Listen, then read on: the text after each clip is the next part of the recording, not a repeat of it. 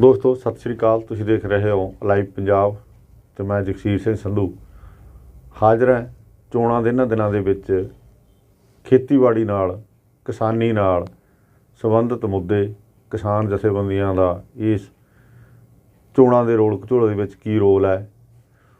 ਇਸ ਤਰ੍ਹਾਂ ਦੀਆਂ ਕੁਝ ਗੱਲਾਂ ਨੇ, ਕੁਝ ਮੁੱਦੇ ਨੇ ਜਿਹੜੇ ਉਹ ਆਪਾਂ ਡਿਸਕਸ ਕਰਾਂਗੇ ਤੇ ਸਾਡੇ ਨਾਲ ਖੇਤੀਬਾੜੀ ਤੇ ਕਿਸਾਨ ਵਿਕਾਸ ਫਰੰਟ ਦੇ ਆਗੂ ਸੁਖਦੇਵ ਭੋਪਾਲ ਜੀ ਹੈ। ਸਭ ਤੋਂ ਪਹਿਲਾਂ ਉਹਨਾਂ ਦਾ ਕਰਦੇ ਹਾਂ ਸਵਾਗਤ ਤੁਹਾਡਾ।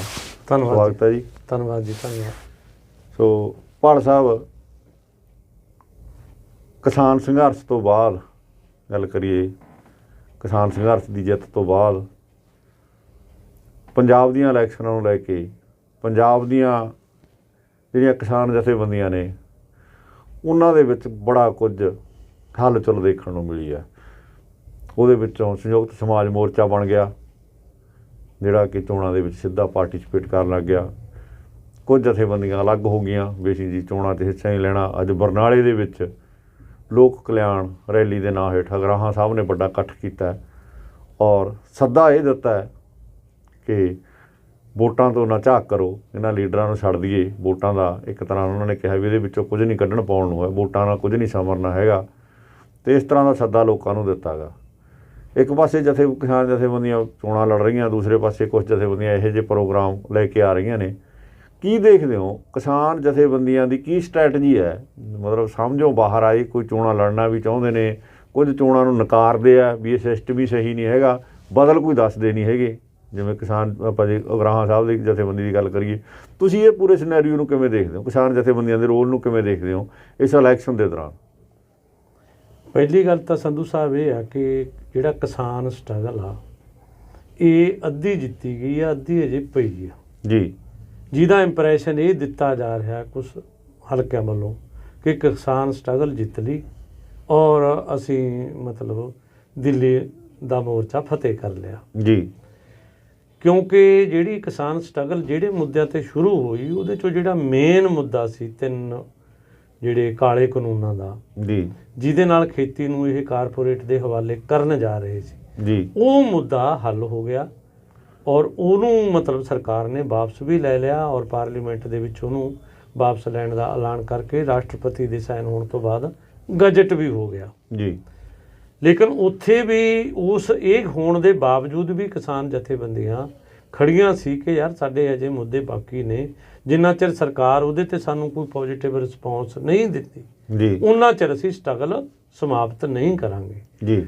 ਹੋਇਆ ਇਹ ਕਿ ਕਰਦੇ ਕਰਾਉਂਦੇ ਇੱਕ ਲੈਟਰ ਫਿਰ ਸੈਂਟਰ ਗੌਰਮੈਂਟ ਵੱਲੋਂ ਸੰਯੁਕਤ ਕਿਸਾਨ ਮੋਰਚੇ ਦੇ ਨਾਂ ਜਾਰੀ ਹੋਇਆ, ਜਿਹਦੇ 'ਚ ਉਹਨਾਂ ਨੇ ਕੁਛ ਮਤਲਬ ਵਿਸ਼ਵਾਸ ਦਿਵਾਏ। ਉਹਦੇ 'ਚ ਇੱਕ ਵਿਸ਼ਵਾਸ ਇਹ ਦਿਵਾਇਆ ਕਿ MSP ਦੇ ਉੱਤੇ ਅਸੀਂ ਕਮੇਟੀ ਬਣਾਵਾਂਗੇ ਜੀ। ਜਿਹੜੀ ਦੂਸਰੀ ਮੰਗ ਸੀ ਕਿ ਜਿੰਨੇ ਘੋਲ ਦੇ ਦੌਰਾਨ ਇਸ ਪੂਰੀ ਸਟਰਗਲ ਦੇ ਦੌਰਾਨ ਪੂਰੇ ਇੰਡੀਆ ਦੇ ਵਿੱਚ ਜਿਹੜੇ ਪੁਲਿਸ ਪਰਚੇ ਦਰਜ ਹੋਏ ਨੇ, ਪੁਲਿਸ ਮੁਕੱਦਮੇ ਦਰਜ ਹੋਏ ਆ, ਉਹ ਮਤਲਬ ਵਾਪਸ ਕਰੋ। ਉਹਦਾ ਵੀ ਉਹਨਾਂ ਨੇ ਮਤਲਬ ਇਹ ਰਿਸਪੌਂਸ ਦਿੱਤਾ ਕਿ ਅਸੀਂ ਸਾਰੀਆਂ ਸਟੇਟਾਂ ਨੂੰ ਕਹਾਂਗੇ, ਸੈਂਟਰ ਗੌਰਮੈਂਟ ਨੇ ਕਿਹਾ ਕਿ ਉਹ ਇਸ ਨੂੰ ਵਾਪਸ ਕਰਨ ਦੀ ਪ੍ਰਕਿਰਿਆ ਸ਼ੁਰੂ ਕਰ ਲੈਣ ਔਰ ਬਾਕੀ ਦੂਸਰੇ ਮਸਲਿਆਂ ਦੇ ਉੱਤੇ ਵੀ ਉਹਨਾਂ ਨੇ ਇੱਕ ਪੋਜ਼ੀਟਿਵ ਰਿਸਪੌਂਸ ਦਿੱਤਾ। ਔਰ ਉਹਦੇ 'ਚੋਂ ਮਤਲਬ ਫਿਰ ਇਹ ਹੋਇਆ ਕਿ ਸੰਯੁਕਤ ਕਿਸਾਨ ਮੋਰਚੇ ਨੇ ਇਸ ਪੋਜੀਸ਼ਨ ਲਈ ਕਿ ਅਸੀਂ ਮੋਰਚੇ ਨੂੰ ਸਸਪੈਂਡ ਕਰਦੇ ਹਾਂ ਔਰ 25 ਜਨਵਰੀ ਨੂੰ ਮਤਲਬ ਅਸੀਂ ਫਿਰ ਇੱਕ ਵਾਰ ਦੇਖਾਂਗੇ ਕਿ ਉਹਦੇ 'ਚੋਂ ਉਹਦਾ ਫਾਲੋ ਅਪ ਕਰਕੇ ਦੇਖਾਂਗੇ ਵੀ ਕੀ ਬਣਿਆ, ਕੀ ਸਰਕਾਰ ਕੁਛ ਕਰ ਰਹੀ ਹੈ ਜਾਂ ਨਹੀਂ ਕਰ ਰਹੀ ਜੀ। ਇਨ ਬਿਟਵੀਨ ਹੀ ਜਿਹੜੇ ਮਤਲਬ ਕੁਛ ਕਿਸਾਨ ਜਥੇਬੰਦੀਆਂ ਨੇ ਪੰਜਾਬ ਦੀਆਂ ਨੇ ਔਰ ਇੱਕ ਹਰਿਆਣੇ ਵਾਲਾ ਜੋ ਗੁਰਨਾਮ ਸਿੰਘ ਚੜੂਨੀ ਆ, ਉਹਨਾਂ ਨੇ ਤਾਂ ਪਹਿਲੀ ਸੰਯੁਕਤ ਕਿਸਾਨ ਪਾਰਟੀ ਬਣਾ ਕੇ ਐਲਾਨ ਕਰਤਾ ਵੀ ਅਸੀਂ 22 ਦੀ ਇਲੈਕਸ਼ਨ ਪੰਜਾਬ ਦੇ ਵਿੱਚ ਲੜਾਂਗੇ ਜੀ।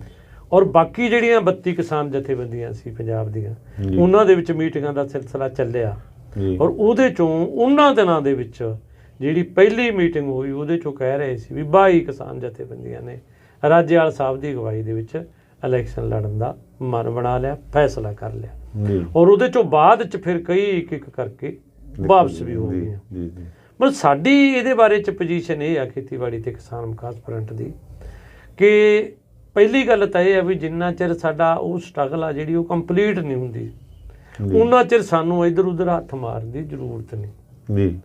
ਦੂਸਰੀ ਸਾਡਾ ਨਾਲ ਦੀ ਨਾਲ ਸਾਡਾ ਇਹ ਵੀ ਮਤ ਆ ਕਿ ਅਗਰ ਸਾਰੀਆਂ ਕਿਸਾਨ ਜਥੇਬੰਦੀਆਂ ਜਨਾਨੀ ਮਸਲੀ ਇਹ ਸੋਚਦੀਆਂ ਸੀ ਕਿ ਨਹੀਂ ਯਾਰ ਇਹ ਵੀ ਇੱਕ ਮਤਲਬ ਸਰਗਰਮੀ ਆ, ਸਾਨੂੰ ਇਹਦੇ 'ਚ ਵੀ ਪਾਰਟੀਸਪੇਟ ਕਰਨਾ ਚਾਹੀਦਾ, ਤਾਂ ਉਹ ਸਰਬਸੰਮਤੀ ਨਾਲ ਜਾਂਦੀਆਂ ਔਰ ਇਕੱਠੇ ਹੋ ਕੇ ਜਾਂਦੀਆਂ ਔਰ ਉਹਦੇ ਨਾਲ ਇੱਕ ਅਲੱਗ ਕਿਸਮ ਦਾ ਪੰਜਾਬ ਦੇ ਵਿੱਚ ਪ੍ਰਭਾਵ ਪੈਂਦਾ। ਔਰ ਜਿਹੜਾ ਵੀ ਉਹ ਆਪਣਾ ਕੋਈ ਮੋਰਚਾ ਬਣਾਉਂਦੇ ਕਿਸਾਨਾਂ ਦਾ ਇਲੈਕਸ਼ਨ ਲੜਨ ਲਈ, ਉਹਨੂੰ ਵੀ ਕੁਛ ਨਾ ਕੁਛ ਲੋਕ ਪਸੰਦ ਕਰਦੇ, ਉਹ ਵੀ ਕੁਛ ਨਾ ਕੁਛ ਮਤਲਬ ਸੀਟਾਂ 'ਤੇ ਜਿੱਤ ਪ੍ਰਾਪਤ ਕਰਦਾ। ਇਹ ਜਿਹੜੀ ਪਾਟੋ ਧਾੜ ਹੋ ਗਈ, ਇਹਦਾ ਪੂਰੀ ਦੀ ਪੂਰੀ ਕਿਸਾਨ ਸਟਰਗਲ ਨੂੰ ਬਹੁਤ ਜ਼ਿਆਦਾ ਨੁਕਸਾਨ ਹੋਇਆ। ਔਰ ਇੱਕ ਇਹਦੇ ਦੌਰਾਨ ਇਹ ਵਾਪਰਿਆ ਕਿ ਇੱਕ ਮਤਲਬ ਜਥੇਬੰਦੀ ਦੂਜੀ ਜਥੇਬੰਦੀ 'ਤੇ, ਦੂਜੀ ਜਥੇਬੰਦੀ ਤੀਜੀ ਜਥੇਬੰਦੀ 'ਤੇ, ਜਿਹੜੇ ਇਹਨਾਂ ਨੇ ਆਪਸ ਵਿੱਚ ਦੀ ਵੀ ਐਲੀਗੇਸ਼ਨ ਇੱਕ ਦੂਸਰੇ 'ਤੇ ਲਾਉਣੇ ਸ਼ੁਰੂ ਕਰਤੇ, ਜਿਹੜੇ ਕਿ ਚੱਲਦੀ ਸਟਰਗਲ ਦੇ ਦੌਰਾਨ ਨਹੀਂ ਲੱਗਣੇ ਚਾਹੀਦੇ।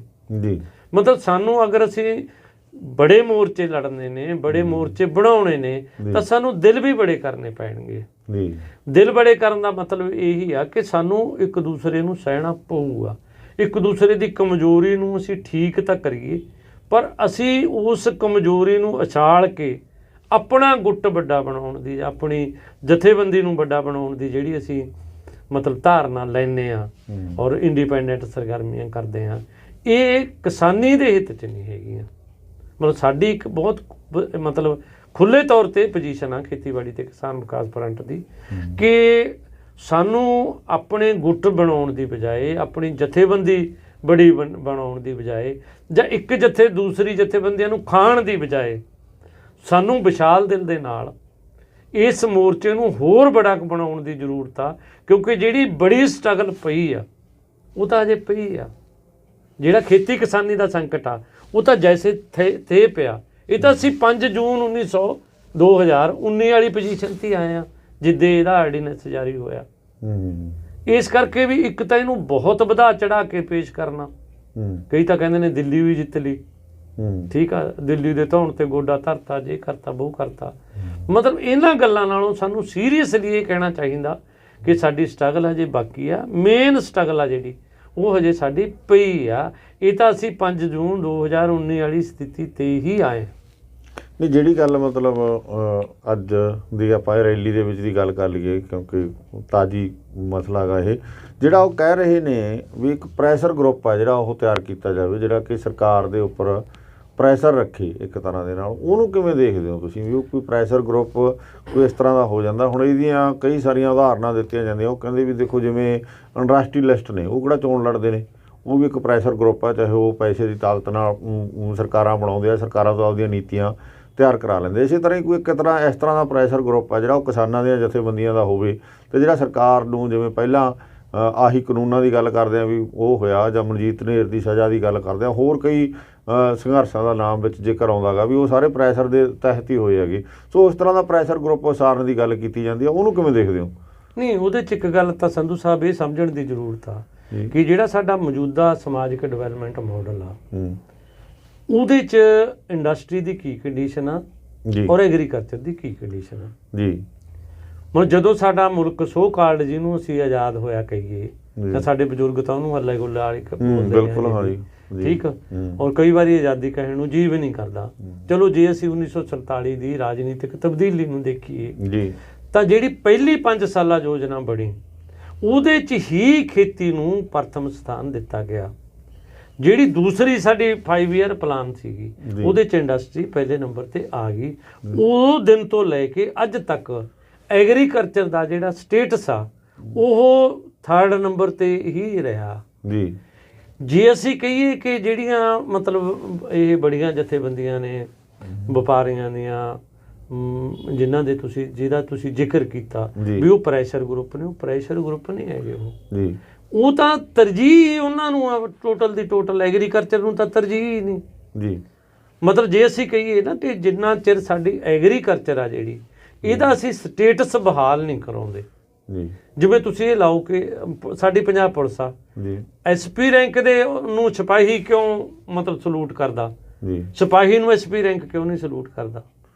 ਸਾਡੀ ਖੇਤੀ ਆ ਜਿਹੜੀ ਇਹ ਸਿਪਾਹੀ ਰੈਂਕ 'ਤੇ ਖੜੀ ਆ, ਇਹਨੂੰ SP ਰੈਂਕ ਇੱਕ ਵਾਰ ਦਿੱਤਾ ਗਿਆ, ਉਦੋਂ ਮੁੜ ਕੇ ਇਹਨੂੰ ਮਤਲਬ ਇਹਨੂੰ ਡਾਊਨਫਾਲ ਹੀ ਕਰਦੇ ਤੁਰੇ ਗਏ ਜੀ ਸਾਡਾ ਜਿਹੜਾ ਪ੍ਰੈਸ਼ਰ ਗਰੁੱਪ ਜਿਹੜੇ ਦੀ ਅਸੀਂ ਗੱਲ ਕਰ ਰਹੇ ਹਾਂ ਕਿ ਕਿਸਾਨ ਜਥੇਬੰਦੀਆਂ ਬਣਾਉਣ, ਉਹਦਾ ਪਹਿਲਾ ਕੰਮ ਤਾਂ ਇਹੀ ਆ ਕਿ ਉਹ ਖੇਤੀ ਦਾ ਨੂੰ ਪ੍ਰਥਮ ਦਰਜਾ ਦਿਵਾਉਣ ਦੇ ਵਿੱਚ ਆਪਣਾ ਰੋਲ ਪਲੇ ਕਰੇ, ਲੋਕਾਂ ਨੂੰ ਆਰਗੇਨਾਈਜ਼ ਕਰੇ ਕਿ ਖੇਤੀ ਆ ਜਿਹੜੀ ਇਹ ਲਾਈਫ ਲਾਈਨ ਆ, ਇਹਦੇ ਬਗੈਰ ਜੀਵਨ ਨਹੀਂ ਚੱਲ ਸਕਦਾ। ਜੀ ਜੀ ਮਤਲਬ ਦਰਜਾ ਬਹਾਲ ਕਰਨ ਦਾ ਮਤਲਬ ਆ ਕਿ ਖੇਤੀ ਨੂੰ ਅਸੀਂ ਜੀਵਨ ਰੇਖਾ ਸਮਝੀਏ। ਮਤਲਬ ਕਾਰ ਬਣਾਉਣ ਵਾਲੀ ਕੰਪਨੀ ਆ, ਉਹਨਾਂ ਨੂੰ ਅੰਨ ਦੀ ਲੋੜ ਆ, ਅੰਨ ਉਗਾਉਣ ਵਾਲੇ ਨੂੰ ਜ਼ਰੂਰੀ ਨਹੀਂ ਹੈਗਾ ਕਿ ਉਹਨੂੰ ਕਾਰ ਚਾਹੀਦੀ ਆ। ਮਤਲਬ ਜਿਹੜਾ ਖਾਣ ਆ, ਭੋਜਨ ਆ ਜਿਹਨੂੰ ਅਸੀਂ ਕਹਿੰਦੇ ਆ, ਇਹ ਹਰ ਇੱਕ ਦੀ ਜ਼ਰੂਰਤ ਆ। ਕਾਰ ਹਰ ਇੱਕ ਦੀ ਜ਼ਰੂਰਤ ਨਹੀਂ, ਸਕੂਟਰ ਹਰ ਇੱਕ ਦੀ ਜ਼ਰੂਰਤ ਨਹੀਂ, ਤੁਹਾਡੇ ਜਿਹੜੇ ਦੂਸਰੇ ਜਿੰਨੇ ਵੀ ਇਹ ਲਗਜ਼ਰੀ ਚੀਜ਼ਾਂ ਨੇ ਇਹ ਹਰੇਕ ਇਨਸਾਨ ਦੀ ਜ਼ਰੂਰਤ ਨਹੀਂ ਹੈਗੀਆਂ। ਲੇਕਿਨ ਫੂਡ ਹਰੇਕ ਦੀ ਜ਼ਰੂਰਤ ਆ, ਚਾਹੇ ਉਹ ਅਮੀਰ ਆ ਚਾਹੇ ਉਹ ਗਰੀਬ ਆ। ਇਸ ਕਰਕੇ ਜਦੋਂ ਅਸੀਂ ਜਿਹੜੀ ਸਾਡੀ ਐਗਰੀਕਲਚਰ ਆ ਇਹ ਫੂਡ ਤੇ ਹੈਲਥ ਨਾਲ ਸਭ ਤੋਂ ਜ਼ਿਆਦਾ ਨੇੜੇ ਜੁੜੀ ਹੋਈ ਆ। ਜਿੰਨਾ ਚਿਰ ਅਸੀਂ ਇਹਦਾ ਸਟੇਟਸ ਨਹੀਂ ਬਹਾਲ ਕਰਾਉਂਦੇ ਨਾ, ਉਹਨਾਂ ਚਿਰ ਇਹਨੂੰ ਸਲੂਟ ਨਹੀਂ ਵੱਜਦਾ। ਨਹੀਂ, ਉਹ ਸਟੇਟਸ ਤਾਂ ਫਿਰ ਉਹ ਮਤਲਬ ਉੱਥੇ ਜਾ ਕੇ ਹੋਣਾ ਨਾ, ਜਾਂ ਵਿਧਾਨ ਸਭਾ ਜਾਂ ਪਾਰਲੀਮੈਂਟ 'ਚ ਜਾ ਕੇ ਕਰਾਓਗੇ ਤੁਸੀਂ, ਉੱਦਾਂ ਤਾਂ ਬਾਹਰੋਂ ਤਾਂ ਹੋਣ ਨਹੀਂ ਲੱਗਿਆ। ਬਾਹਰੋਂ ਉਹਦੇ 'ਚ ਦੋ ਗੱਲਾਂ ਨੇ। ਹੁਣ ਚੋਣਾਂ ਲੜਨੀਆਂ ਵੀ ਗਲਤ ਨੇ, ਚੋਣਾਂ ਕੁਛ ਕਹਿ ਰਹੇ ਆ ਵੀ ਚੋਣਾਂ ਕਿਉਂ ਲੜੀਆਂ ਜਾ ਰਹੀਆਂ ਨੇ, ਕੁਛ ਕਹਿੰਦੇ ਲੜਨੀਆਂ ਨਹੀਂ ਚਾਹੀਦੀਆਂ, ਕੁਝ ਜਥੇਬੰਦੀਆਂ ਕਹਿੰਦੀਆਂ ਲੜਨੀਆਂ ਚਾਹੀਦੀਆਂ ਨੇ। ਮਤਲਬ ਇਹਨੂੰ ਸਿਸਟਮ ਨੂੰ ਕਿਵੇਂ ਦੇਖਦੇ ਹੋ? ਨਹੀਂ, ਇਹਦੇ ਤੋਂ ਦੇਖੋ, ਮੈਂ ਇਹ ਤਾਂ ਇੱਕ ਪਹਿਲਾਂ ਵੀ ਤੁਹਾਨੂੰ ਗੱਲ ਦੱਸੀ ਹੈ ਕਿ ਜਦੋਂ ਅਸੀਂ ਇਹ ਸਟਰਗਲ ਦੇ ਵਿੱਚ ਜਿੱਤ ਪ੍ਰਾਪਤ ਕਿਉਂ ਕਰੀ ਜੀ, ਕਿਉਂਕਿ ਅਸੀਂ ਯੂਨਾਈਟ ਹੋ ਗਏ ਜੀ। ਅਸੀਂ ਯੂਨਾਈਟ ਹੋ ਕੇ ਲੜੇ। ਪਹਿਲਾਂ 32 ਕਿਸਾਨ ਜਥੇਬੰਦੀਆਂ ਇਕੱਠੀਆਂ ਹੋਈਆਂ, ਉਹਨਾਂ ਨਾਲ ਪੰਜਾਬ ਦੀਆਂ ਹੋਰ ਸਾਡੇ ਵਰਗੀਆਂ ਛੋਟੀਆਂ ਮੋਟੀਆਂ ਨੇ ਵੀ ਇਸ ਸਟਰਗਲ ਦਾ ਸਮਰਥਨ ਕੀਤਾ ਆਪਣੇ ਤਰੀਕੇ ਦੇ ਨਾਲ ਜੀ। ਠੀਕ, ਉਸ ਤੋਂ ਬਾਅਦ ਮਤਲਬ ਦੂਸਰੀਆਂ ਸਟੇਟਾਂ ਦੀਆਂ ਕਿਸਾਨ ਜਥੇਬੰਦੀਆਂ ਇਕੱਠੀਆਂ ਹੋਈਆਂ। ਕੁੱਲ ਮਿਲਾ ਕੇ 500-600 ਕਿਸਾਨ ਜਥੇਬੰਦੀਆਂ ਦੇਸ਼ 'ਚ ਛੋਟੀਆਂ ਬੜੀਆਂ ਇਕੱਠੀਆਂ ਹੋ ਕੇ ਸੰਯੁਕਤ ਕਿਸਾਨ ਮੋਰਚੇ ਦਾ ਰੂਪ ਉਹਨਾਂ ਨੇ ਧਾਰਨ ਕਰ ਲਿਆ। ਉਸ ਸਟਰਗਲ ਨੇ, ਇਕੱਠੀ ਹੋਈ ਸਟਰਗਲ ਨੇ ਇਹ ਕਾਨੂੰਨਾਂ ਨੂੰ ਵਾਪਸ ਕਰਾਉਣ ਦੇ ਲਈ ਮਤਲਬ ਸਰਕਾਰ ਨੂੰ ਮਜਬੂਰ ਕੀਤਾ। ਇਸ ਕਰਕੇ ਪਹਿਲੀ ਗੱਲ ਤਾਂ ਇਹ ਆ ਨਾ ਕਿ ਸਾਡੀਆਂ ਜਿਹੜੀਆਂ ਕਿਸਾਨ ਜਥੇਬੰਦੀਆਂ ਨੇ, ਹਜੇ ਇਹਨਾਂ ਦੇ ਵਿੱਚ ਹੀ ਇਹ ਇੱਕ ਬੜੀ ਪ੍ਰੋਬਲਮ ਆ ਕਿ ਖੇਤੀਬਾੜੀ ਨੂੰ ਇਹ ਕਿਵੇਂ ਦੇਖਦੇ ਨੇ, ਕਿ ਉਹਨੂੰ ਮਤਲਬ ਉਹਦਾ ਸਟੇਟਸ ਦੇ ਰੂਪ ਦੇ ਵਿੱਚ ਉਹਨੂੰ ਕਿਵੇਂ ਦੇਖਦੇ ਨੇ। ਹਜੇ ਵੀ ਸਾਡੀਆਂ ਕਈ ਜਥੇਬੰਦੀਆਂ ਐਸੀਆਂ ਨੇਗੀਆਂ ਜਿਹੜੀਆਂ ਮਤਲਬ ਸਪਰੇਹਾਂ 'ਤੇ ਸਬਸਿਡੀ ਮੰਗ ਰਹੀਆਂ ਨੇ, ਜਿਹੜੀਆਂ ਫਰਟੀਲਾਈਜ਼ਰ 'ਤੇ ਸਬਸਿਡੀ ਮੰਗ ਰਹੀਆਂ ਨੇ, ਜਿਹੜੀਆਂ ਬੜੇ ਜੌਂਡੀਅਰ ਟਰੈਕਟਰਾਂ 'ਤੇ ਸਬਸਿਡੀ ਮੰਗ ਰਹੀਆਂ ਨੇ। ਜਿੰਨਾ ਚਿਰ ਅਸੀਂ ਕਹਿ ਰਹੇ ਹਾਂ ਕਿ ਇੱਕ ਪਾਸੇ ਤਾਂ ਮਤਲਬ ਮੈਂ ਤੁਹਾਨੂੰ ਦੇਖਦਾ ਹਾਂ ਕਿਸਾਨ ਜਥੇਬੰਦੀਆਂ ਦੇ ਜਿੰਨੇ ਲੈਕਚਰ ਸੁਣਦੇ ਆ, ਵੱਡੇ ਲੀਡਰਾਂ ਦੀ ਗੱਲ ਸੁਣਦੇ ਆ, ਉਹਨਾਂ ਦੀਆਂ ਪ੍ਰੈਸ ਕਾਨਫਰੰਸਾਂ ਜਾਂਦੇ ਆ, ਰੈਲੀਆਂ ਸੁਣਦੇ ਆ, ਉਹ ਵਿਸ਼ਵ ਵਪਾਰ ਸੰਗਠਨ ਦਾ ਵਿਰੋਧ ਕਰ ਰਹੇ ਆ, ਪੂਰਾ ਕਹਿ ਰਹੇ ਆ ਜੀ ਇਹਦੀਆਂ ਸਾਰਾ ਕੁਛ ਇਹ ਉਹਦੇ ਅਧੀਨ ਚੱਲ ਰਿਹਾ, ਉਹਦੀਆਂ ਨੀਤੀਆਂ ਨੂੰ ਲਾਗੂ ਕਰ ਰਹੇ ਆ। ਅਤੇ ਪਰ ਗੱਲ ਇਹ ਹੈ ਵੀ ਉਹਨਾਂ ਜਥੇਬੰਦੀਆਂ ਦੇ ਆਗੂਆਂ ਦੇ ਘਰ, ਉਹਨਾਂ ਜਥੇਬੰਦੀਆਂ ਦੇ ਮੈਂਬਰਾਂ ਦੇ ਘਰ, ਅਤੇ ਜਿਵੇਂ ਤੁਸੀਂ ਗੱਲ ਕੀਤਾ ਵੀ ਟਰੈਕਟਰ ਹੈ ਜਿਹੜੇ ਉਹ ਜੌਂਡੀਅਰ ਚਾਹੀਦੇ, ਅਤੇ ਇੱਕ ਪਾਸੇ ਤਾਂ ਅਸੀਂ ਵਿਸ਼ਵ ਵਪਾਰ ਨੂੰ ਜਿਹੜਾ ਸੰਗਠਨ ਹੈ ਉਹਨੂੰ ਨਕਾਰਦੇ ਹਾਂ, ਅਤੇ ਦੂਸਰੇ ਪਾਸੇ ਜਿਹੜਾ ਸਾਨੂੰ ਸਮਾਨ ਹੈ ਉਹ ਸਾਨੂੰ DAP ਵੀ ਚਾਹੀਦਾ, ਸਾਨੂੰ ਮਤਲਬ ਉਹਨਾਂ ਦੀਆਂ ਖਾਦਾਂ ਵੀ ਚਾਹੀਦੀਆਂ, ਉਹਨਾਂ ਦੀਆਂ ਦਵਾਈਆਂ ਵੀ ਚਾਹੀਦੀਆਂ, ਚੀਜ਼ ਸਾਨੂੰ ਹਰ ਉਹ ਚਾਹੀਦੀ ਹੈ ਜਿਹੜੀ ਉਹ ਵਿਸ਼ਵ ਵਪਾਰ ਸੰਸਥਾ ਦੇ ਰਾਹੀਂ ਆਉਂਦੀ ਹੈਗੀ। ਇਹਨੂੰ ਕਿਵੇਂ ਦੇਖਦੇ ਹੋ ਜਿਹੜਾ ਇਹ ਦੋਹਰਾ ਮਾਪਦੰਡ ਹੈ? ਨਹੀਂ, ਇਹਦੇ 'ਚ ਦੇਖੋ, ਜਿਹੜੀ ਮੈਂ ਪਹਿਲਾਂ ਤੁਹਾਨੂੰ ਕੋਈ ਗੱਲ ਕੀਤੀ ਸੀ ਨਾ ਵੀ ਮੇਨ ਸਟਰਗਲ ਤਾਂ ਹਜੇ ਪਈ ਆ, ਉਹਦਾ ਮਤਲਬ ਮੇਰਾ ਕੀ ਆ। ਹੁਣ ਮੈਂ ਪਹਿਲੇ ਆਪਣੇ ਪਹਿਰੇ 'ਚ ਇੱਕ ਗੱਲ ਕਹੀ ਸੀ ਨਾ ਵੀ ਜਿਹੜੀ ਮੇਨ ਸਟਰਗਲ ਆ, ਸਾਡੀ ਮੁੱਖ ਸਟਰਗਲ ਆ ਜਿਹੜੀ, ਉਹ ਤਾਂ ਹਜੇ ਪਈ ਆ। ਉਹ ਕੀ ਆ? ਉਹ ਇਹ ਆ ਕਿ ਕੁਦਰਤੀ ਖੇਤੀ ਦੇ ਡਿਜ਼ਾਈਨ ਨੂੰ ਅੱਗੇ ਵਧਾਉਣਾ ਜੀ। ਜਿੰਨਾ ਚਿਰ ਅਸੀਂ ਕੁਦਰਤੀ ਖੇਤੀ ਦੇ ਡਿਜ਼ਾਈਨ ਨੂੰ ਅੱਗੇ ਨਹੀਂ ਵਧਾਵਾਂਗੇ, ਜਿਹੜੀ ਇਹ ਖੇਤੀ ਦਾ ਡਿਜ਼ਾਈਨ ਆ ਜਿਹੜਾ ਕਿ ਕਾਰਪੋਰੇਟ ਚੱਲੂ ਕਾਰਪੋਰੇਟ ਨਾਲ ਜਿਹੜਾ ਇਹ ਤਾਂ ਹੈ, ਇਹ ਖੇਤੀ ਨੂੰ ਹੀ, ਇਹ ਖੇਤੀ ਹੀ ਕਾਰਪੋਰੇਟ ਖੇਤੀ ਆ ਸੰਧੂ ਸਾਹਿਬ। ਜਿਹੜੀ ਖੇਤੀ ਅਸੀਂ ਕਨਵੈਨਸ਼ਨਲ ਖੇਤੀ ਅਸੀਂ ਕਰ ਰਹੇ ਹਾਂ, ਇਹਨੂੰ ਅਸੀਂ ਕਾਰਪੋਰੇਟ ਖੇਤੀ ਦਾ ਨਾਮ ਦਿੰਦੇ, ਖੇਤੀ ਦਾ ਹੀ ਕਿਉਂਕਿ ਕਾਰਪੋਰੇਟ, ਇੱਕ ਮਿੰਟ, ਕਾਰਪੋਰੇਟ ਖੇਤੀ ਦਾ ਮਤਲਬ ਕੀ ਆ ਸਾਡਾ ਕਹਿਣ ਦਾ ਕਿ ਇਹਦੇ 'ਚ ਜਿੰਨੇ ਵੀ ਇਨਪੁਟਸ ਨੇ, ਜਿਵੇਂ ਤੁਸੀਂ ਕਹਿ ਰਹੇ ਹੋ, ਉਹ ਸਾਰੇ ਕਾਰਪੋਰੇਟ ਤੋਂ ਆਉਂਦੇ ਨੇ, ਮਾਰਕੀਟ ਤੋਂ ਆਉਂਦੇ ਨੇ। ਸਾਡੇ ਕੋਲ ਜਿਹੜੇ ਅਸੀਂ ਖੇਤੀ ਕਰਨ ਵਾਲੇ ਆ, ਜਿਹੜੀ ਇਹ ਖੇਤੀ ਕਰਦੇ ਆ ਆਪਾਂ ਕਨਵੈਨਸ਼ਨਲ ਖੇਤੀ ਅੱਜ ਦੀ ਕਾਰਪੋਰੇਟ ਖੇਤੀ, ਸਵਾਏ ਜ਼ਮੀਨ ਦੇ ਕਿਸਾਨ ਕੋਲੇ ਹੈ ਕੀ? ਯਾਰ ਬਰਸੀਨ ਦਾ ਕਿਆਰਾ ਬੀਜਣ ਲਈ ਤਾਂ ਉਹਦੇ ਕੋਲੇ ਬੀਜ ਨਹੀਂ, ਮੱਕੀ ਦਾ ਕਿਆਰਾ ਬੀਜਣ ਲਈ ਤਾਂ ਉਹਦੇ ਕੋਲੇ ਬੀਜ ਨਹੀਂ ਆਪਦਾ ਜੀ। ਠੀਕ ਆ, ਸਾਰੇ ਦਾ ਸਾਰਾ ਜਿਹੜਾ ਇਹ ਉਹਦੇ ਤੇ WTO ਉਹਦੇ ਤਹਿਤ ਆ ਗਿਆ। ਹੁਣ ਜੇ ਅਸੀਂ ਇਸ ਡਿਜ਼ਾਈਨ ਦੇ ਤਹਿਤ ਹੀ ਕਹੀਏ ਕਿ ਡਿਜ਼ਾਈਨ ਤਾਂ ਇਹੀ ਚੱਲੂਗਾ ਕਾਰਪੋਰੇਟ, ਔਰ ਅਸੀਂ ਖੇਤੀ ਕਿਸਾਨੀ ਦਾ ਸੰਕਟ ਕਰਜ਼ੇ ਮਾਫ ਕਰਾ ਕੇ, ਜੇ ਉਹ ਕਰਾ ਕੇ, ਜ਼ਿਆਦਾ MSP ਲੈ ਕੇ ਸ਼ਾਇਦ ਹੱਲ ਕਰਾ ਲਾਂਗੇ। ਇਹ ਦਿਨੇ ਸੁਪਨੇ ਦੇਖਣ ਦੇ ਬਰਾਬਰ ਆ, ਇਹ ਤੋਂ ਵੱਧ ਕੁਛ ਨਹੀਂ ਜੀ। ਸਾਨੂੰ ਜਿਹੜੀ ਸਟਰਗਲ ਆ ਵੱਡੀ, ਜਿਹੜੀ ਆਉਣ ਵਾਲੇ ਦਿਨਾਂ 'ਚ ਕਰਨੀ ਪੈਣੀ ਆ, ਉਹ ਇਹੀ ਕਰਨੀ ਪੈਣੀ ਆ। ਉਹ ਸਟਰਗਲ ਸਾਡੀ 2 ਪੱਧਰਾਂ ਤੇ ਹੋਊਗੀ, ਇੱਕ ਸਰਕਾਰ ਦੇ ਪੱਧਰ ਤੇ, ਇੱਕ ਕਿਸਾਨੀ ਦੇ ਪੱਧਰ ਤੇ। ਕਿਸਾਨੀ ਦੇ ਪੱਧਰ ਤੇ ਮਤਲਬ ਇਹ ਆ ਕਿ ਸਾਨੂੰ ਪਹਿਲਾਂ ਕਿਸਾਨਾਂ ਨੂੰ ਇਸ ਗੱਲ ਲਈ ਕਨਵਿੰਸ ਕਰਨਾ ਪਊ ਕਿ ਅਸੀਂ ਕਾਰਪੋਰੇਟ ਦੀ ਕੋਈ ਵੀ ਚੀਜ਼ ਨਹੀਂ ਖਰੀਦਾਂਗੇ। ਕੰਪਲੀਟ ਕਾਰਪੋਰੇਟ ਦਾ ਅਗਰ ਬਾਈਕਾਟ ਕਰਨਾ ਤਾਂ ਇੱਕੋ ਹੀ ਸਾਡੇ ਕੋਲੇ ਇੱਕ ਰਸਤਾ ਬਚਦਾ, ਉਹ ਬਚਦਾ ਕੁਦਰਤੀ ਖੇਤੀ ਦਾ। ਜੇ ਅਸੀਂ ਕੁਦਰਤੀ ਖੇਤੀ ਕਰਾਂਗੇ ਨਾ ਤਾਂ ਸਾਨੂੰ ਇੱਕ ਉਹਦੇ 'ਚ ਵੀ ਮੈਂ ਇਹ ਨਹੀਂ ਕਹਿੰਦਾ ਵੀ ਮਸ਼ੀਨਰੀ ਨਹੀਂ ਚਾਹੀਦੀ, ਉਹਦੇ 'ਚ ਸਾਨੂੰ ਛੋਟੀ ਤੋਂ ਛੋਟੀ ਮਸ਼ੀਨਰੀ ਚਾਹੀਦੀ ਆ, ਉਹਦੇ ਸਾਨੂੰ ਛੋਟਾ ਟਰੈਕਟਰ ਚਾਹੀਦਾ। ਮਤਲਬ ਜਿਹੜੀ ਕੁਦਰਤੀ ਖੇਤੀ ਦੇ ਇੱਕ ਐਸੇ ਡਿਜ਼ਾਈਨ ਆ ਚੁੱਕੇ ਨੇ, ਮਤਲਬ ਕਈ ਲੋਕਾਂ ਨੇ ਉਹਨਾਂ ਨੂੰ ਬਹੁਤ ਜ਼ਿਆਦਾ ਅੱਗੇ ਵਧਾ ਲਿਆ ਕਿ ਤੁਸੀਂ ਇੱਕ ਵਾਰ ਖੇਤ ਦੇ ਵਿੱਚ ਆਪਣਾ ਟਰੈਕਟਰ ਵਾੜਨਾ, ਮੁੜ ਕੇ ਛੇਤੀ ਤੁਸੀਂ ਮਤਲਬ ਜ਼ਮੀਨ ਤਾਂ ਵਾਹੁਣੀ ਹੀ ਨਹੀਂ ਕੁਦਰਤੀ ਖੇਤੀ ਦੇ ਮੁਤਾਬਕ। ਜੇ ਕੁਦਰਤੀ ਖੇਤੀ ਦੇ ਮੁਤਾਬਕ ਜੇ ਤੁਸੀਂ ਜ਼ਮੀਨ ਦੇ ਵਿੱਚ ਹਲ ਚਲਾਉਂਦੇ ਹੋ ਤਾਂ ਤੁਸੀਂ ਸੋਇਲ ਦਾ ਬਹੁਤ ਬੜਾ ਨੁਕਸਾਨ ਕਰ ਰਹੇ ਹੋ। ਤੁਸੀਂ ਜਿਹੜਾ ਮਾਈਕਰੋ ਆਰਗੇਨਿਜ਼ਮ ਦਾ ਘਰ ਆਗਾ ਉਹਨੂੰ ਤਬਾਹ ਕਰ ਰਹੇ ਹੋ ਜੀ। ਮਤਲਬ ਖੇਤੀ ਦੇ ਐਸੇ ਕੁਦਰਤੀ ਡਿਜ਼ਾਈਨ ਆ ਚੁੱਕੇ ਨੇ ਜਿਹਦੇ 'ਚ ਤੁਸੀਂ ਇੱਕ ਵਾਰ ਮਤਲਬ ਜਿਵੇਂ ਇੱਕ ਡਿਜ਼ਾਈਨ ਆ ਕਿ ਤੁਸੀਂ ਇੱਕ ਵਾਰ ਮਤਲਬ ਉਹ ਲੇਜ਼ਰ ਲੇਬਰ ਕਰਕੇ ਆਪਣੇ ਬੈੱਡ ਬਣਾ ਲਓ, ਰੇਜਰ ਬੈੱਡ ਜਿਸ ਨੂੰ ਕਹਿੰਦੇ ਨੇ, 3.5 ਫੁੱਟ ਦਾ ਬਣਾਓ ਤਾਂ ਕਿ ਟਰੈਕਟਰ ਦੇ ਟਾਇਰਾਂ ਦੇ ਦਰਮਿਆਨ ਜਿੰਨੀ ਜਗ੍ਹਾ ਉਨੀ ਜਗ੍ਹਾ ਹੀ ਮਤਲਬ ਟਰੈਕਟਰ ਉਹਦੇ 'ਚ ਖਾਈ ਚਾਉਣ ਜੀ, ਟਰੈਕਟਰ ਬੈੱਡ ਤੇ ਨਹੀਂ ਚੜ੍ਹਨਾ। ਔਰ ਉਹਦੇ 'ਤੇ ਕੀ ਆ, ਉਹਦੇ 'ਚ ਸਿਰਫ 5 ਜਿਹੜੇ 3.5 ਫੁੱਟ ਦੇ ਵਿੱਚ ਤੁਸੀਂ ਅਗਰ ਕਣਕ ਬੀਜਣੀ ਆ, ਝੋਨਾ ਬੀਜਣਾ, 5 ਓਰੇ ਹੀ ਨਿਕਲਣਗੇ। ਜੇ ਨਰਮਾ ਬੀਜਣਾ 2 ਓਰੇ ਹੀ ਨਿਕਲਣਗੇ। ਸਾਨੂੰ ਇੱਕ ਉਹੀ ਜਿਹੀ ਮਸ਼ੀਨਰੀ ਦੀ ਜ਼ਰੂਰਤ ਆ, ਛੋਟੀ ਤੋਂ ਛੋਟੀ ਮਸ਼ੀਨਰੀ ਜਿਹੜੀ ਕਿ ਬਹੁਤ ਹੀ ਸਸਤੇ ਰੂਪ ਦੇ ਵਿੱਚ ਬਣੇ ਔਰ ਮੁੜ ਕੇ ਬੈੱਡ ਨਹੀਂ ਢਾਉਣਾ ਸਾਰੀ ਉਮਰ, ਦੁਬਾਰੇ ਨਹੀਂ ਬਣਾਉਣਾ ਉਹ। ਬਸ ਉਹਦੇ 'ਚ ਇਹ ਆ ਕਿ ਬੈੱਡ ਤੁਸੀਂ ਉਹਦੇ 'ਤੇ ਜੋ ਵੀ ਫਸਲ ਬੀਜੀ ਉਹਦੇ 'ਤੇ ਮਲਚਿੰਗ ਕਰਤੀ, ਔਰ ਮਲਚਿੰਗ ਕਰਨ ਦੇ ਉਹਦੇ 'ਚ ਤੁਹਾਨੂੰ 3 ਫਾਇਦੇ ਮਿਲਣਗੇ। ਇੱਕ ਤਾਂ ਕੋਈ ਨਦੀਨ ਨਹੀਂ ਹੋਊਗਾ ਐਕਸਟਰਾ ਤੁਹਾਡੇ ਕਿਸੇ ਵੀ ਫਸਲ ਦੇ ਵਿੱਚ। ਦੂਸਰਾ ਉਹਦਾ 'ਚ ਇਹ ਹੋਊਗਾ ਕਿ ਜਿਹੜਾ ਤੁਹਾਡਾ ਪਾਣੀ ਦਾ ਵਾਸ਼ਪੀਕਰਨ ਉਹ ਨਹੀਂ ਹੋਊਗਾ, ਤੁਹਾਡੇ ਬੈੱਡ ਦੇ ਵਿੱਚ ਪਾਣੀ ਤੁਹਾਡਾ ਸੇਫ ਰਹੂਗਾ। ਤੀਸਰਾ ਜਿਹੜਾ ਸਭ ਤੋਂ ਵੱਡਾ ਫਾਇਦਾ ਉਹ ਇਹ ਆ ਕਿ ਸੋਇਲ ਦਾ ਟੈਂਪਰੇਚਰ ਆ ਜਿਹੜਾ ਉਹਦੇ 'ਚ ਮੇਨਟੇਨ ਰਹਿੰਦਾ। ਮਤਲਬ 15 ਤੋਂ ਲੈ ਕੇ 20 ਡਿਗਰੀ ਸੈਂਟੀਗ੍ਰੇਡ ਤੱਕ ਸੋਇਲ ਦਾ ਟੈਂਪਰੇਚਰ ਆ ਜਿਹੜਾ ਜੇ ਤੁਹਾਡਾ ਰਹਿੰਦਾ ਤਾਂ ਮਾਈਕਰੋ ਆਰਗੇਨਿਜ਼ਮ ਸਭ ਤੋਂ ਜ਼ਿਆਦਾ ਸਪੀਡਲੀ ਗਰੋ ਕਰਦਾ ਉਹਦੇ 'ਚ। ਜਿੰਨਾ ਤੁਹਾਡੀ ਜ਼ਮੀਨ ਦੇ ਵਿੱਚ ਮਾਈਕਰੋ ਆਰਗੇਨਿਜ਼ਮ ਡਿਵੈਲਪ ਹੋ ਜੂ ਉਨੀ ਤੁਹਾਡੀ ਕਰੌਪ ਆ ਜਿਹੜੀ ਉਹ ਵਧੀਆ ਹੋਊਗੀ, ਉਹਨੂੰ ਕੋਈ ਮਤਲਬ ਕੀੜਾ ਵੀ ਨਹੀਂ ਆਊਗਾ, ਉਹਨੂੰ ਕੋਈ ਬਿਮਾਰੀ ਨਹੀਂ ਆਊਗੀ, ਔਰ ਉਹਦਾ ਜਿਹੜੀ ਪ੍ਰੋਡਕਸ਼ਨ ਆ ਉਹ ਬਹੁਤ ਜ਼ਿਆਦਾ ਵਧੂਗੀ। ਇਸ ਕਰਕੇ ਜਿਹੜੀ ਸਾਡੀ ਮੇਨ ਸਟਰਗਲ ਆ ਨਾ ਆਉਣ ਵਾਲੇ ਦਿਨਾਂ 'ਚ ਜਿਹੜੀ ਹੋਣੀ ਆ ਉਹ ਇਹਨਾਂ ਦੋਨਾਂ ਡਿਜ਼ਾਈਨਾਂ ਦੇ ਖਿਲਾਫ ਕਿਸਾਨੀ ਦੇ ਪੱਧਰ 'ਤੇ ਵੀ ਹੋਊਗੀ ਔਰ ਗੌਰਮੈਂਟ ਦੇ ਪੱਧਰ 'ਤੇ ਵੀ ਹੋਊਗੀ। ਕਿਸਾਨੀ ਦੇ ਪੱਧਰ 'ਤੇ ਇਹ ਗੱਲ ਸਾਨੂੰ ਲੋਕਾਂ ਨੂੰ ਕਨਵਿੰਸ ਕਰਨਾ ਪਊਗਾ, ਆਮ ਫਾਰਮਰ ਨੂੰ ਕਨਵਿੰਸ ਕਰਨਾ ਪਊਗਾ ਕਿ ਇਹ ਖੇਤੀ ਨੇ ਸਾਨੂੰ ਖੁਦਕਸ਼ੀਆਂ ਦੇ ਰਸਤੇ ਪਾਇਆ, ਇਹ ਕਰਜ਼ੇ ਵਾਲੀ ਖੇਤੀ ਹੈ, ਇਹ ਕਾਰਪੋਰੇਟ ਖੇਤੀ ਹੈ।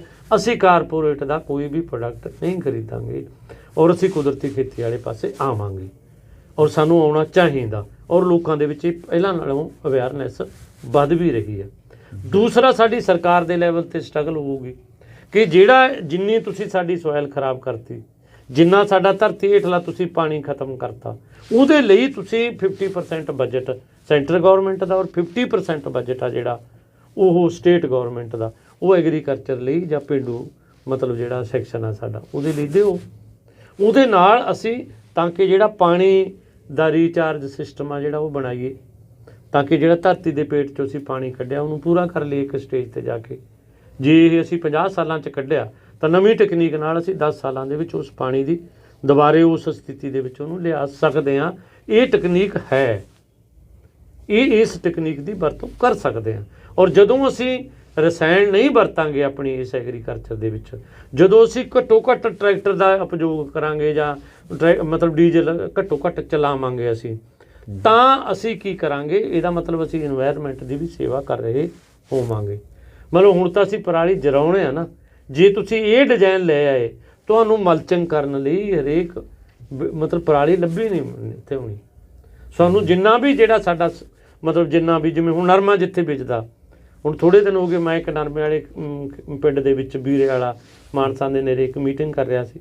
ਉਹ ਕਹਿੰਦੇ ਯਾਰ ਸਾਡੇ ਤਾਂ ਪਰਾਲੀ ਨਹੀਂ, ਮਲਚਿੰਗ ਕਾਹਦੀ ਕਰਾਂਗੇ। ਮੈਂ ਤੁਸੀਂ ਛਟੀਆਂ ਦੀ ਕਰੋ, ਛਟੀਆਂ ਤਾਂ ਬਹੁਤ ਨੇ, ਕਹਿੰਦੇ ਛਟੀਆਂ ਤਾਂ ਵਾਧੂ ਨੇ, ਫਿਰ ਛਟੀਆਂ ਦੀ ਮਲਚਿੰਗ ਕਿਉਂ ਨਹੀਂ ਹੋ ਸਕਦੀ? ਜਿੱਥੇ ਬਾਜਰਾ ਬੀਜ ਤਾਂ ਬਾਜਰੀ ਦੀ ਟਾਂਡੀ ਦੀ ਮਲਚਿੰਗ ਕਿਉਂ ਨਹੀਂ ਹੋ ਸਕਦੀ? ਜਿੱਥੇ ਮੱਕੀ ਬੀਜ ਤੇ ਮੱਕੀ ਦੀ ਟਾਂਡੀ ਦੀ ਮਲਚਿੰਗ ਕਿਉਂ ਨਹੀਂ ਹੋ ਸਕਦੀ? ਮਲਚਿੰਗ ਵੀ ਦੋ ਕਿਸਮ ਦੀ ਆ, ਇੱਕ ਡੈਡ ਮਲਚਿੰਗ ਆ, ਇੱਕ ਲਾਈਵ ਮਲਚਿੰਗ ਆ ਜੀ। ਜਿਹੜੀ ਲਾਈਵ ਮਲਚਿੰਗ ਆ ਉਹਦਾ ਮਤਲਬ ਇਹ ਹੈ ਕਿ ਜਿਹੜੀ ਤੁਸੀਂ ਕਨਵੈਨਸ਼ਨਲ ਕ੍ਰੌਪ ਬੀਜ ਲਈ, ਜਿਵੇਂ ਨਰਮਾ ਬੀਜ ਲਿਆ ਤੁਸੀਂ, ਜਾਂ ਤੁਸੀਂ ਹਰ ਬੀਜ ਲਈ ਜਿਹਦੀ ਹਾਈਟ ਬੜੀ ਹੈ, ਉਹਦੇ ਥੱਲੇ ਤੁਸੀਂ ਕੋਈ ਇਹੋ ਜਿਹੀ ਕ੍ਰੌਪ ਬੀਜ ਦਿਓ ਜਿਹੜੀ ਉਹਨੂੰ ਢੱਕ ਲੇ ਬਸ ਤੁਹਾਡੇ ਬੈੱਡ ਨੂੰ, ਉਹ ਗ੍ਰੀਨ, ਉਹ ਮਤਲਬ ਲਾਈਵ ਮਲਚਿੰਗ ਆ। ਉਹਦਾ ਮਤਲਬ ਇਹ ਹੈ ਕਿ ਉਹ ਤੁਹਾਡੀ ਮਤਲਬ ਜਿਵੇਂ ਤੁਸੀਂ ਉਹਦੇ ਥੱਲੇ ਇਹ ਆਪਣਾ ਕੋਈ ਮੂੰਗੀ ਜਾਂ ਮੂਠ ਜਾਂ ਮਾਂਹ ਬੀਜ ਤੇ, ਉਹ ਮਤਲਬ ਉਹ ਕੀ ਕਰਨਗੇ, ਜੇ ਤੁਹਾਨੂੰ ਫਸਲ ਨਹੀਂ ਦੇਣਗੇ ਤਾਂ ਕਮ ਸੇ ਕਮ ਨਾਈਟ੍ਰੋਜਨ ਫਿਕਸਿੰਗ ਵੀ ਕਰਨਗੇ, ਔਰ ਮਾਈਕਰੋ ਆਰਗੇਨਿਜ਼ਮ ਨੂੰ ਵਧਣ ਦੇ ਵਿੱਚ ਵੀ ਉਹਨਾਂ ਦੀ ਹੈਲਪ ਹੋਊਗੀ, ਔਰ ਤੁਹਾਡੇ ਸੋਇਲ ਦਾ ਟੈਂਪਰੇਚਰ ਵੀ ਉਹ 15 ਤੋਂ 20 ਦੇ ਦਰਮਿਆਨ ਰੱਖਣ ਦੇ ਵਿੱਚ ਉਹਨਾਂ ਦਾ ਰੋਲ ਹੋਊਗਾ। ਇਸ ਕਰਕੇ ਉਹ ਇੱਕ ਐਸੇ ਡਿਜ਼ਾਈਨ ਲਈ ਸਾਨੂੰ ਗੌਰਮੈਂਟ ਲੈਵਲ 'ਤੇ ਸਟਰਗਲ ਕਰਨੀ ਪਊਗੀ ਕਿ ਸਾਨੂੰ ਛੋਟੀ ਮਸ਼ੀਨਰੀ ਚਾਹੀਦੀ ਹੈ, ਬੜੀ ਨਹੀਂ ਚਾਹੀਦੀ। ਹੁਣ ਤਾਂ ਅਸੀਂ ਕਹਿੰਦੇ ਨਾ ਜਿਹੜਾ ਵੀ ਮਤਲਬ ਸੰਦ ਆਉਂਦਾ ਉਹ 60-65 ਹਾਰਸ ਪਾਵਰ ਤੋਂ ਘੱਟ ਵਾਲੇ ਟਰੈਕਟਰ ਨਾਲ ਚੱਲਣ ਵਾਲਾ ਆਉਂਦਾ ਹੀ ਨਹੀਂ। ਸਾਨੂੰ ਉਹੀ ਹੈ ਵੀ ਉਸੇ ਬੈੱਡ ਦੇ ਉੱਤੇ ਅਸੀਂ 0 ਟਿਲਣ ਵਾਲੀ ਬੀਜਣੀ ਆ, ਬੈੱਡ ਅਸੀਂ ਢਾਉਣੀ ਨਹੀਂ। ਮਤਲਬ ਇਸ ਕਿਸਮ ਦੀ ਜਿਹੜੀ ਗੱਲ ਆ, ਉਹਦੇ ਨਾਲ ਅਸੀਂ ਇਨਵਾਇਰਨਮੈਂਟ ਦੀ ਵੀ ਸੇਵਾ ਕਰ ਰਹੇ ਹੋਵਾਂਗੇ, ਉਹਦੇ ਨਾਲ ਇੱਕ ਇਹਦੇ 'ਚ ਗੱਲ ਤਾਂ ਤੁਹਾਡੀ ਬਿਲਕੁਲ ਦਰੁਸਤ ਹੈਗੀ ਜਿਹੜੀ ਤੁਸੀਂ ਗੱਲ ਕਹਿ ਰਹੇ ਹੋ, ਜਿਹੜੀਆਂ ਚੀਜ਼ਾਂ ਆਉਣ ਵਾਲੇ ਸਮੇਂ 'ਚ ਚਾਹੀਦੀਆਂ ਨੇ। ਪਰ ਇਹ ਜਿਹੜਾ 2022 ਦੀ ਚੋਣ ਹੈ, ਇਹ ਇਸ ਵੇਲੇ ਕਿਸੇ ਪਾਰਟੀ ਦੇ ਏਜੰਡੇ 'ਤੇ ਹੈ ਇਹ ਗੱਲ? ਕਿਸੇ ਜਥੇਬੰਦੀ ਦੇ ਕਿਸਾਨ ਜਿਹੜੇ ਵਿਰੋਧ ਕਰਨ ਵਾਲੇ ਉਹਨਾਂ ਦੇ, ਜਾਂ ਜਿਹੜੇ ਚੋਣਾਂ ਲੜਨ ਵਾਲੀਆਂ ਜਥੇਬੰਦੀਆਂ ਉਹਨਾਂ ਦੇ, ਇਹ ਹੈ ਕਿਸੇ ਦੇ? ਨਹੀਂ, ਇਹਦੇ ਬਾਰੇ ਵੀ ਇਹਦੇ 'ਚ ਦੇਖੋ, ਇਹ ਲਾ ਲਓ ਕਿ ਜੇ ਤੁਸੀਂ ਸੰਯੁਕਤ ਸਮਾਜ ਮੋਰਚੇ ਦਾ ਮੈਨੀਫੈਸਟੋ ਦੇਖਦੇ ਹੋ ਜੀ, ਤਾਂ ਉਹਦੀ ਪਹਿਲੀ ਲਾਈਨ ਹੀ ਇਹ ਆ ਕਿ ਅਸੀਂ ਕਿਸਾਨਾਂ ਦੀ 25,000 ਰੁਪਏ ਪਰ ਮੰਥ ਇਨਕਮ ਕਰਾਂਗੇ। ਮਤਲਬ ਹਜੇ ਜਿਹੜੀ ਮਤਲਬ ਲੜਾਈ ਆ ਇਹ ਪੈਸੇ ਦੇ ਫੀਲਡ 'ਚ,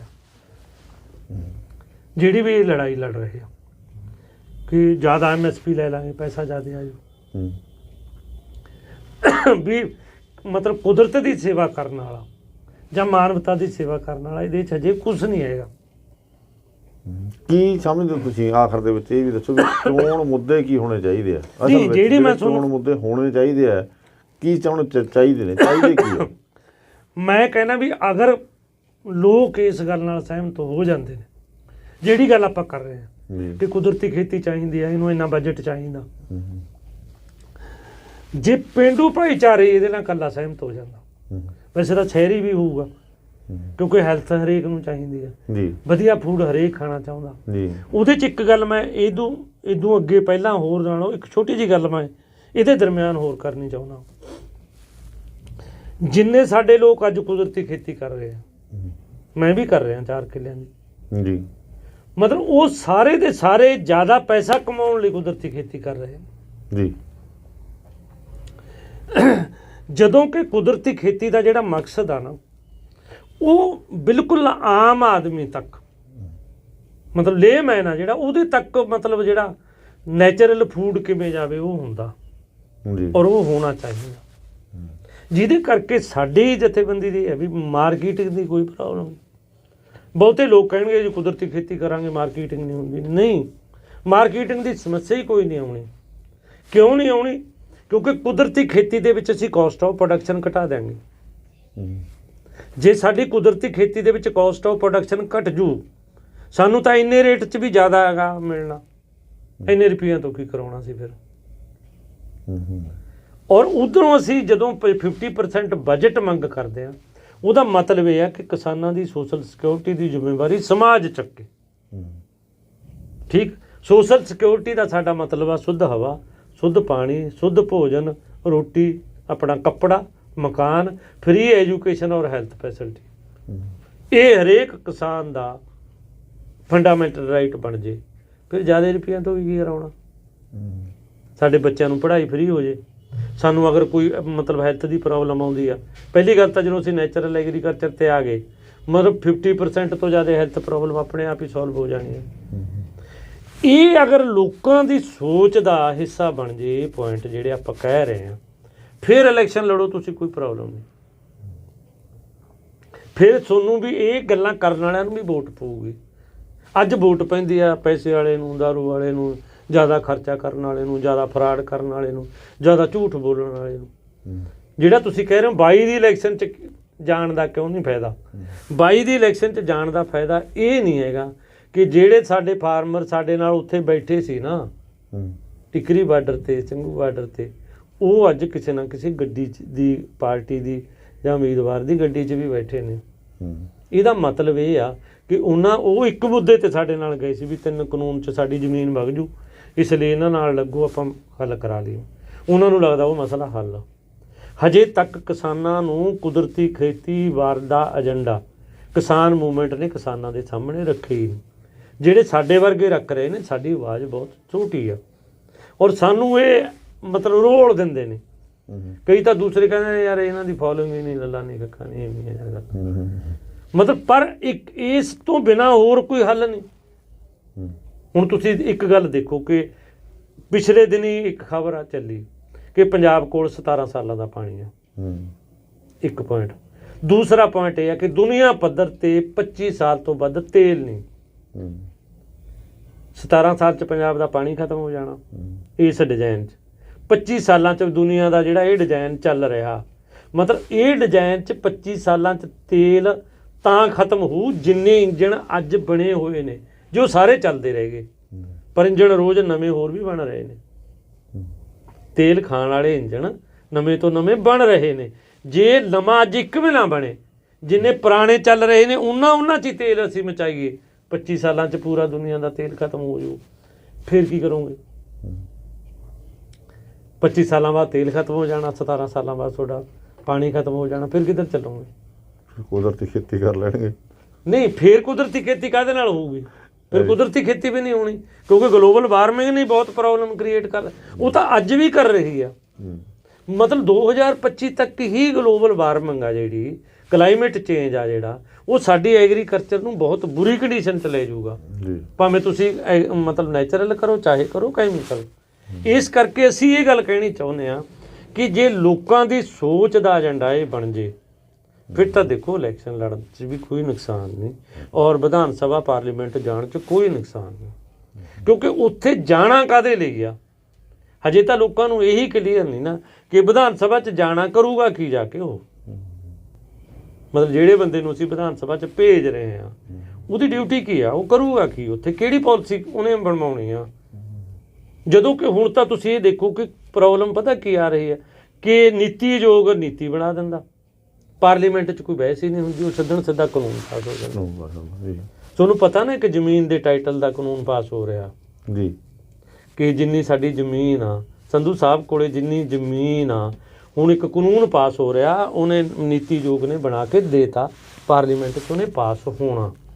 ਉਹਦੇ 'ਚ ਕੀ ਆ ਕਿ ਤੁਹਾਨੂੰ ਜਾ ਕੇ ਆਪਣੀ, ਜਿਵੇਂ ਉਹ ਸੀ ਨਾ ਸਿਟੀਜ਼ਨ ਰਜਿਸਟਰ ਵਾਲਾ, ਕਿ ਤੁਹਾਨੂੰ ਸਬੂਤ ਦੇਣਾ ਪਊਗਾ ਕਿ ਮੈਂ ਇੱਥੋਂ ਦਾ ਸਿਟੀਜ਼ਨ ਆ। ਉਹ ਕਹਿੰਦੇ ਨੇ ਵੀ ਆਪਦੀ ਜ਼ਮੀਨ ਦਾ ਮਤਲਬ ਕਾਗਜ਼ ਲਿਆਓ ਔਰ ਉਹਦਾ ਟਾਈਟਲ ਲੈ ਲਓ। ਇਹ ਇੱਕ ਨਵਾਂ ਕਾਨੂੰਨ ਬਣ ਰਿਹਾ ਜੀ, ਔਰ ਜਿਹਦੇ 'ਚ ਸਾਰੇ ਜਿਹੜੇ ਕਿਸਾਨ ਨੇ ਇਹ ਤਾਂ ਕਹਿ ਰਹੇ ਨਾ ਵੀ ਜ਼ਮੀਨਾਂ ਬਚ ਗਈਆਂ, ਉਹ ਸਾਰਿਆਂ ਨੂੰ ਆਪਣਾ ਟਾਈਟਲ ਲੈਣਾ ਪਊਗਾ। ਔਰ ਉਹਦੇ 'ਚ ਜਿਹੜੀ ਜ਼ਮੀਨ ਬਗੈਰ ਟਾਈਟਲ ਵਾਲੀ ਰਹੇਗੀ, ਜਿਵੇਂ ਆਪਾਂ ਨੂੰ ਪਤਾ ਹੀ ਆ ਵੀ ਕਿੰਨੀਆਂ ਜ਼ਮੀਨਾਂ ਨੇ ਜਿਹੜੀਆਂ ਉਹਨਾਂ ਦੇ ਮਤਲਬ ਜਿਹੜਾ ਮਾਲ ਰਿਕਾਰਡ 'ਚ ਕੀ ਘਪਲਾ ਛਪਲਾ ਗਾ, ਉਹ ਸਾਰੀ ਜ਼ਮੀਨ ਆ ਜਿਹੜੀ ਉਹ ਸਰਕਾਰ ਆਪ ਸਮਝੂਗੀ। ਔਰ 25% ਵਾਂਗੂ ਪੰਜਾਬ ਦੀ ਜ਼ਮੀਨ ਸਰਕਾਰ ਦੇ ਹੱਥ 'ਚ ਆ ਜਾਣੀ ਹੈ। ਅਸੀਂ ਜਿਹੜੇ ਉੱਥੇ MP ਜਾਂ MLA ਭੇਜਣੇ ਨੇ, ਉਹਨਾਂ ਦੀ ਡਿਊਟੀ ਇਹ ਹੋਵੇ ਵੀ ਇਸ ਏਜੰਡੇ ਲਈ ਜਾਣਾ, MP ਬਣਾ ਕਰਨ ਨਹੀਂ ਜਾਣਾ ਉੱਥੇ।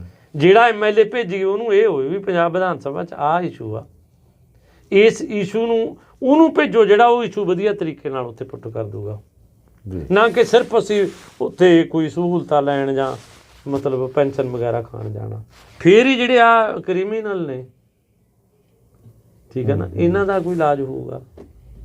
ਇਸ ਕਰਕੇ ਜੇ ਇਸ ਏਜੰਡੇ ਦੇ ਉੱਪਰ ਅਸੀਂ ਲੋਕਾਂ ਨੂੰ ਔਰਗੇਨਾਈਜ਼ ਕਰ ਲੈਂਦੇ ਹਾਂ, ਇਲੈਕਸ਼ਨ ਲੜਨ 'ਚ ਕੋਈ ਪ੍ਰੋਬਲਮ ਨਹੀਂ, ਲੜਨੀ ਪਊਗੀ, ਕੋਈ ਇਹਦੇ 'ਚ ਦੋ ਰਾਏ।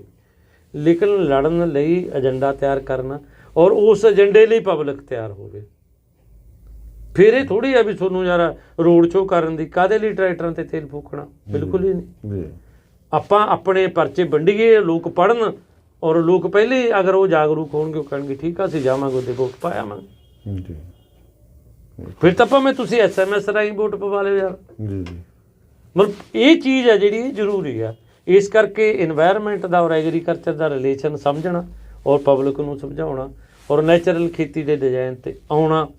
ਇਹਦੇ 'ਚ ਦੋ ਗੱਲਾਂ ਨਹੀਂ ਚੱਲਦੀਆਂ ਵੀ ਨੈਚੁਰਲ ਐਗਰੀਕਲਚਰ ਦੀ ਵੀ ਗੱਲ ਕਰੀ ਜਾਏਗੀ ਔਰ ਮਤਲਬ ਫਰਟੀਲਾਈਜ਼ਰਾਂ 'ਤੇ ਸਬਸਿਡੀ ਵੀ ਮੰਗੀ ਜਾਏਗੀ ਔਰ DAP ਦੀ ਘਾਟ ਕਾਰਨ ਅਸੀਂ ਫਿਰ ਆਪਣਾ ਜਿਹੜਾ ਉਹ ਰੇਲ ਰੋਕੋ ਅੰਦੋਲਨ ਆ ਉਹਨੂੰ ਵੀ ਵਾਪਸ ਕਰ ਲਈ। ਇਹਦੇ 'ਤੇ ਸਾਨੂੰ ਵੱਡਾ ਦਿਲ ਰੱਖ ਕੇ ਬੜਾ ਮਤਲਬ ਇੱਕ ਫਰੰਟ ਬਣਾਉਣ ਦੀ ਜ਼ਰੂਰਤ ਆ, ਜਿਹਦੇ 'ਚ ਮਤਲਬ ਹਾਜ਼ਮੇਦਾਰ ਲੀਡਰ ਹੋਣ। ਪਿਛਲੇ ਦਿਨੀ ਮੈਂ ਡਾਕਟਰ ਦਰਸ਼ਨਪਾਲ ਨੂੰ ਸੁਣ ਰਿਹਾ ਸੀ, ਯਾਰ ਕਨਵੀਨਰ ਰਿਹਾ, ਉਹਨੂੰ ਕੀ ਲੋੜ ਆ ਦੀਪ ਸਿੱਧੂ 'ਤੇ ਕਮੈਂਟ ਕਰਨ ਕੀ ਆ, ਉਹ ਦੀਪ ਸਿੰਘ ਵਾਲੇ 'ਤੇ ਕਮੈਂਟ ਕਰਨ ਦੀ। ਚਲੋ ਉਹ ਤਾਂ ਹਜੇ ਬੱਚਾ ਨਿਆਣਾ, ਕੋਈ ਐਡਾ ਵੱਡਾ ਲੀਡਰ ਨਹੀਂ ਹੈਗਾ। ਚਲੋ ਠੀਕ ਆ, ਕਈ ਵਾਰੀ ਜਿਹੜੇ ਯਾਰ ਮੈਚਿਓਰ ਲੀਡਰ ਨੇ ਉਹ ਤਾਂ ਦੇਖਣ ਨਾ, ਜਿਵੇਂ ਅਸੀਂ ਪੰਜਾਬੀ ਸਾਡੇ ਕਹਿੰਦੇ ਨੇ ਵੀ ਜੇ ਅਸੀਂ ਕਿਸੇ ਮੂਹਰੇ ਝੁੱਗਾ ਚੱਕਾਂਗੇ ਤਾਂ ਆਪਦੇ ਪੇਟ ਨੰਗਾ ਹੁੰਦਾ। ਸਰਕਾਰ ਤਾਂ ਚਾਹੁੰਦੀ ਹੈ ਵੀ ਇੱਕ ਦੂਸਰੇ ਨਾਲ ਲੜਨ, ਇੱਕ ਦੂਸਰੇ ਦੀਆਂ ਕਮਜ਼ੋਰੀਆਂ ਦੱਸਣ, ਪਰ ਆਪਾਂ ਨੂੰ ਇਹ ਕਹਿਣਾ ਚਾਹੀਦਾ ਵੀ ਨਹੀਂ, ਇਹ ਨਹੀਂ, ਕੋਈ ਗੱਲ ਨਹੀਂ, ਕੋਈ ਗੱਲ ਮੈਨੂੰ ਸਮਝ 'ਚ ਅੱਜ ਆ ਗਈ, ਕਿਸੇ ਨੂੰ 2 ਦਿਨਾਂ 'ਚ ਬਾਅਦ ਆ ਜਾਜੂ, ਜੋ ਤੁਹਾਨੂੰ 4 ਦਿਨ ਪਹਿਲਾਂ ਆ ਗਈ ਮੈਨੂੰ 4 ਦਿਨ ਮਗਰੋਂ ਆ ਜਾਊ। ਇਸ ਕਰਕੇ ਜੇ ਐਡਾ ਦਿਲ ਰੱਖ ਕੇ ਅਸੀਂ ਚੱਲਾਂਗੇ ਨਾ, ਫਿਰ ਅਸੀਂ ਕੋਈ ਬੜੀ ਸਟਰਗਲ ਲੜਨ ਦੇ ਵਿੱਚ ਕਾਮਯਾਬ ਹੋ ਸਕਦੇ। ਦਰਸ਼ਕੋ, ਇਹ ਸਾਨੂੰ ਸੁਖਦੇਵ ਸਿੰਘ ਭੁਪਾਲ ਜੀ ਜਿਨ੍ਹਾਂ ਨੇ ਬੜਾ ਕਲੀਅਰ ਕੀਤਾ ਵੀ ਜਿੰਨਾ ਚਿਰ ਏਜੰਡਾ ਨਹੀਂ ਨਾ ਕੋਈ ਤੈਅ ਹੁੰਦਾ, ਉਹਨਾਂ ਚਿਰ ਨਾ ਸਿਆਸਤ ਸੁਧਰ ਸਕਦੀ ਹੈ ਅਤੇ ਨਾ ਹੀ ਕੁਛ ਸਾਡੇ ਸਮਾਜ ਦੇ ਵਿੱਚ ਸੁਧਾਰ ਆ ਸਕਦਾ। ਸੋ ਏਜੰਡਾ ਜ਼ਰੂਰ ਤੈਅ ਕਰਨਾ ਪਊਗਾ। ਖਾਸ ਕਰਕੇ ਕਿਸਾਨ ਜਥੇਬੰਦੀਆਂ ਨੂੰ ਇਹ ਏਜੰਡਾ ਤੈਅ ਕਰਨ ਦੀ ਲੋੜ ਹੈ ਕਿ ਖੇਤੀ ਕਾਰਪੋਰੇਟਾਂ ਵਾਲੀ ਕਰਨੀ ਹੈ ਜਾਂ ਕੁਦਰਤੀ ਕਰਨੀ ਹੈਗੀ। ਜੇ ਇਸ ਮੁਲਕ ਨੂੰ, ਇਸ ਧਰਤੀ ਨੂੰ ਬਚਾਉਣਾ ਤਾਂ ਸਾਨੂੰ ਕੁਦਰਤੀ ਖੇਤੀ ਵੱਲ ਮੁੜਨਾ ਪਊਗਾ। ਅੱਜ ਦੇ ਲਈ ਇੰਨਾ ਹੀ, ਫਿਰ ਕਿਸੇ ਸ਼ਖਸੀਅਤ ਨੂੰ ਤੁਹਾਡੇ ਕਰਾਂਗੇ ਹਾਜ਼ਰ। ਤੁਸੀਂ ਜੁੜੇ ਰਹੋ ਅਲਾਈਵ ਪੰਜਾਬ ਦੇ ਨਾਲ। ਸੋ ਤੁਹਾਡਾ ਸਾਰਿਆਂ ਦਾ ਬਹੁਤ ਬਹੁਤ ਧੰਨਵਾਦ। ਧੰਨਵਾਦ ਜੀ।